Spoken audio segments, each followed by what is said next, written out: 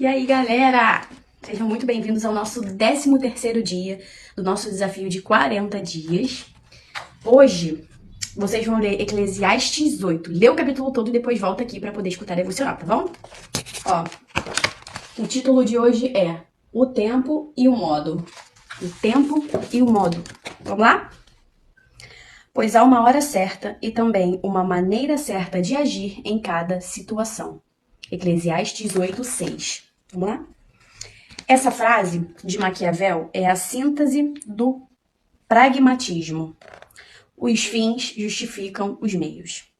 Seu objetivo é afirmar que se uma situação foi bem resolvida, não importa o modo como isso aconteceu. Mas, apesar de muito conhecida, essa proposição contém um grave erro. Em uma cosmovisão cristã, é possível compreender que importam tanto os fins quanto os meios. Deus não nos criou para agir de forma inconsequente, apenas nos concentrando no resultado de uma ação. Ele nos criou para analisar todo o contexto e ser sábios para discernir quais melhores decisões tomar. Em Tiago 1,5, o apóstolo afirma: se algum de vocês tem falta de sabedoria, peça a Deus, que a todos dá livremente de boa vontade, e lhe será concedida. Logo, devemos buscar encontrar orientação divina para todos os caminhos que estiverem à nossa frente.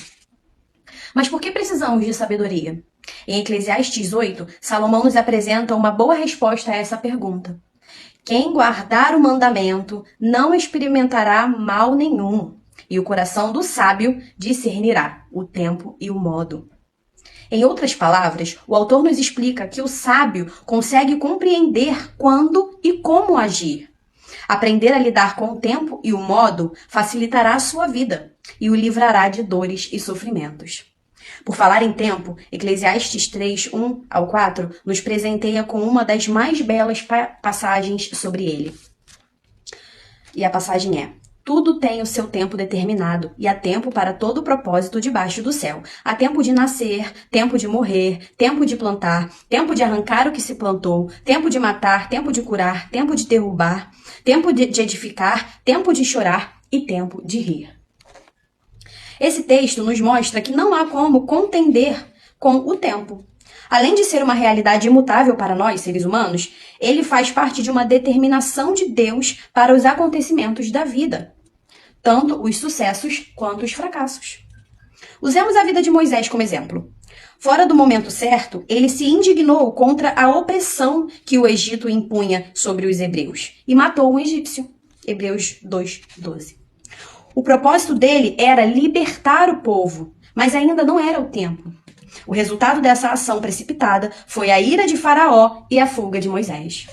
No momento errado, ele libertou apenas um hebreu de um egípcio, mas na hora certa, o Senhor o usou para libertar seu povo por completo. Isso está escrito lá em Êxodo 3. No tempo de Deus, o cenário ganha outra proporção. Mas como podemos compreender se é o momento apropriado? Existem algumas maneiras. A primeira é orar. Oração é falar com o Senhor sobre o futuro. Ele é o único que pode nos orientar perfeitamente. O próprio Deus nos convida a clamar a Ele para obter conhecimento do que ainda não compreendemos. Clama a mim e responder-te-ei, e anunciar-te-ei coisas grandes e firmes que não sabes. Isso está escrito lá em Jeremias 33:3. Devemos também observar os sinais. Ao acordar, olhamos para o céu, vemos se está nublado e depois conferimos o site de previsão climática e a probabilidade de chuva. Tudo isso para nos preparar antes de sair de casa.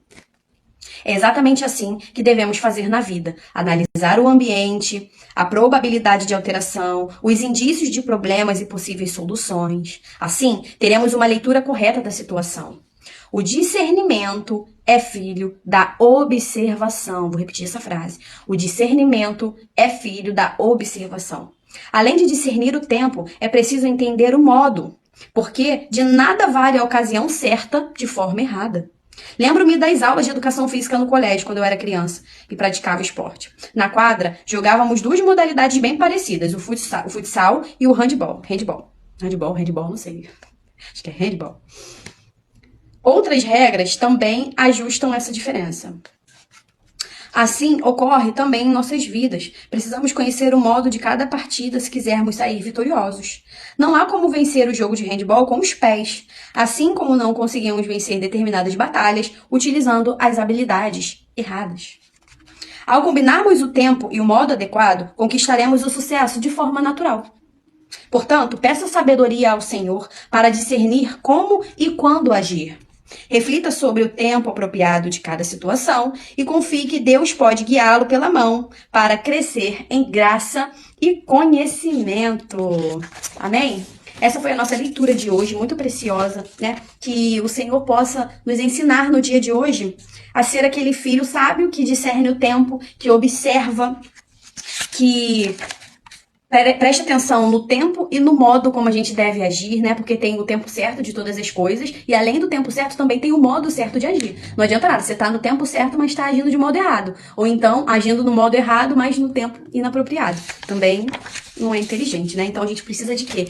Desse balanço, esse balanceamento, né? De estar com os dois equilibrados, tanto o modo quanto o tempo. E só o Senhor pode nos ajudar, né? Essa lição de hoje nos ensina a pedir sabedoria ao Senhor, que Ele tem prazer em dar para todos aqueles que pedem. Então que você seja uma pessoa sábia e eu também. Vamos orar?